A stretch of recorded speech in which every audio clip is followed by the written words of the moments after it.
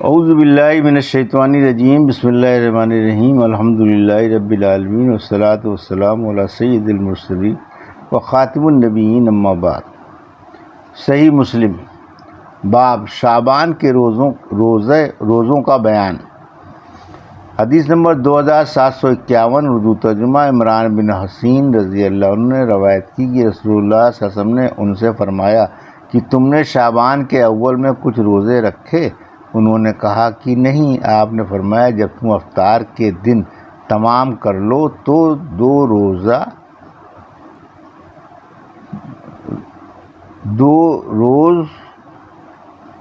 رکھو۔ حدیث نمبر 2752، اردو ترجمہ۔ عمران بن حسین رضی اللہ عنہ نے کہا کہ نبی صلی اللہ علیہ وسلم نے ایک شخص سے فرمایا کہ تم نے اس مہینے کے آخر میں روزے رکھے، یعنی شعبان میں؟ اس نے کہا نہیں۔ آپ نے فرمایا جب تم رمضان کے روزوں سے فارغ ہو تو 2 روزے رکھ لو اس کے عوض میں۔ حدیث نمبر 2753، اردو ترجمہ۔ ترجمہ وہی ہے جو اوپر کی حدیث میں گزرا، مگر اس روایت میں شک ہے کہ 1 دن یا 2 دن۔ شعبہ کہتے ہیں کہ مجھے گمان ہے کہ 2 دن کہا۔ حدیث نمبر 2754، اردو ترجمہ۔ مذکورہ بالا حدیث اس سند سے بھی مروی ہے۔ باب محرم کے روزے کی فضیلت۔ حدیث نمبر 2755، اردو ترجمہ۔ حضرت ابو ہریرہ رضی اللہ عنہ نے کہا کہ فرمایا رسول اللہ صلی اللہ علیہ وسلم نے کہ افضل سب روزوں میں رمضان کے بعد محرم کے روزے ہیں، جو اللہ کا مہینہ ہے، اور بعد نماز فرض کے تہجد کی نماز ہے۔ حدیث نمبر 2756، اردو ترجمہ۔ حضرت ابو ہریرہ رضی اللہ عنہ سے مروی ہے کہ رسول اللہ صلی اللہ علیہ وسلم سے کسی نے پوچھا کہ بعد فرض نماز کے کون سی نماز افضل ہے اور بعد ماہ رمضان کے کون سے روزے افضل ہیں؟ تو آپ نے فرمایا نماز رات کی اور روزے محرم کے۔ حدیث نمبر 2757، اردو ترجمہ۔ مذکورہ بالا حدیث سند سے بھی مروی ہے۔ باب 6 عید کے روزوں کی فضیلت۔ حدیث نمبر 2758، اردو ترجمہ۔ ابو ایوب انصاری رضی اللہ عنہ سے روایت ہے کہ رسول اللہ صلی اللہ علیہ وسلم نے فرمایا جو روزے رکھے رمضان کے اور اس کے ساتھ لگائے 6 روزے شوال کے تو اس کو ہمیشہ کے روزوں کا ثواب ہوگا۔ حدیث نمبر 2759، اردو ترجمہ۔ مذکورہ بالا حدیث اس سند سے بھی مروی ہے۔ حدیث نمبر 2760، اردو ترجمہ۔ مذکورہ بالا حدیث اس سند سے بھی ہے۔ باب شب قدر کی فضیلت اور اس کے تعین کا ذکر۔ حدیث نمبر 2761، اردو ترجمہ۔ حضرت عبداللہ بن عمر رضی اللہ عنہ سے روایت ہے کہ چند اصحاب رسول اللہ صلی اللہ علیہ وسلم کو خواب میں دکھلایا گیا شب قدر ہفتہ آخر میں، یعنی رمضان کے، اور رسول اللہ صلی اللہ علیہ وسلم نے فرمایا کہ تمہارا خواب میں دیکھتا ہوں کہ موافق و مطابق ہوا آخر رمضان کی 7 تاریخوں کے، پھر جو اس شب کا تلاش کرنے والا ہو وہ انہی تاریخوں میں تلاش کرے۔ حدیث نمبر 2762، اردو ترجمہ۔ حضرت عبداللہ بن عمر رضی اللہ عنہ نے رسول اللہ صلی اللہ علیہ وسلم سے روایت کی کہ رسول اللہ صلی اللہ علیہ وسلم نے فرمایا تلاش کرو شب قدر 7 راتوں میں آخر کی۔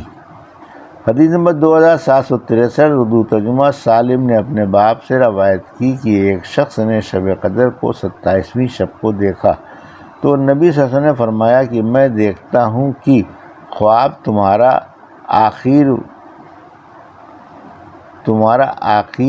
وہی ہے میں واقع ہوا ہے، تو اس کو طاق راتوں میں آخر دہے کی تلاش کرو۔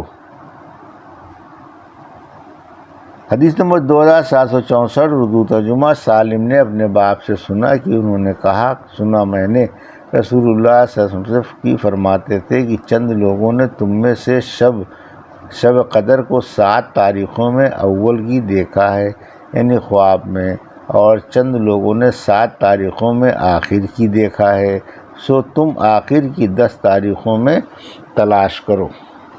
حدیث نمبر 2765 اردو ترجمہ۔ عبداللہ بن عمر رضی اللہ عنہ فرماتے تھے کہ رسول اللہ صلی اللہ علیہ وسلم نے فرمایا، ڈھونڈو شب قدر کو آخر کے دہے میں، پھر اگر کوئی بودا پن کرے یا عاجز ہو جائے تو 7 راتوں میں آخر کی سستی نہ کرے۔ حدیث نمبر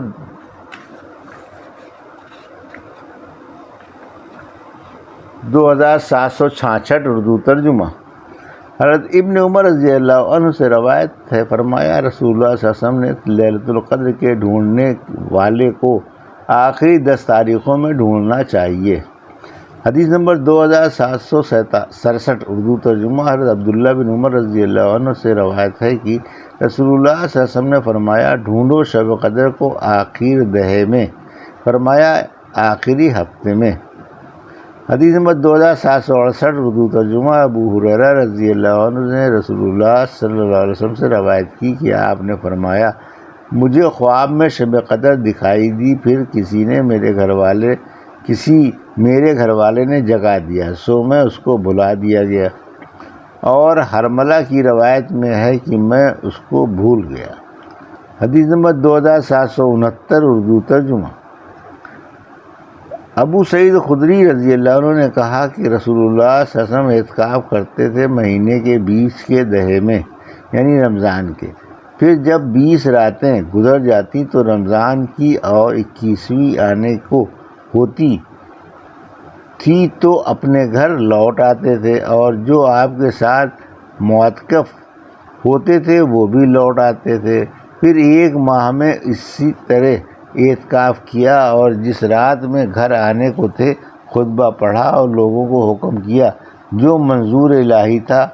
پھر فرمایا کہ میں اس عشرے میں اعتکاف کرتا تھا، پھر مجھے مناسب معلوم ہوا کہ میں اس عشرے آخر میں بھی اعتکاف کروں، سو جو میرے ساتھ اعتکاف کرنے والا ہو وہ رات کو اپنے معتکف ہی میں رہے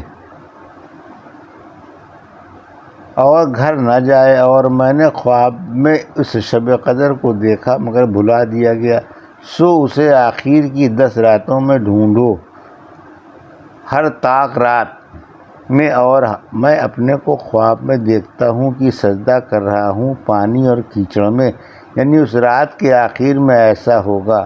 یہ بات خواب کی آپ کو یاد رہی۔ پھر ابو سعید خدری رضی اللہ عنہ نے کہا کہ 21ویں شب کو ہم پر مہ برسا اور مسجد حضرت صلی اللہ علیہ وسلم کے مصلی پر ٹپکی، اور میں نے آپ کو دیکھا کہ جب آپ نے صبح کی نماز سے سلام پھیرا کہ آپ کے مبارک منہ پر کیچڑ اور پانی کے نشان تھے۔ حدیث نمبر 2770 اردو ترجمہ۔ حضرت ابو سعید خدری رضی اللہ عنہ سے اس سند سے وہی روایت مروی ہوئی ہے، مگر اس میں یہ ہے کہ آپ نے فرمایا کہ جس نے ہمارے ساتھ اعتکاف کیا ہے وہ ثابت رہے اپنے معتکف میں، اور آخر میں کہا کہ پیشانی میں آپ کی کیچڑ اور پانی لگا ہوا تھا۔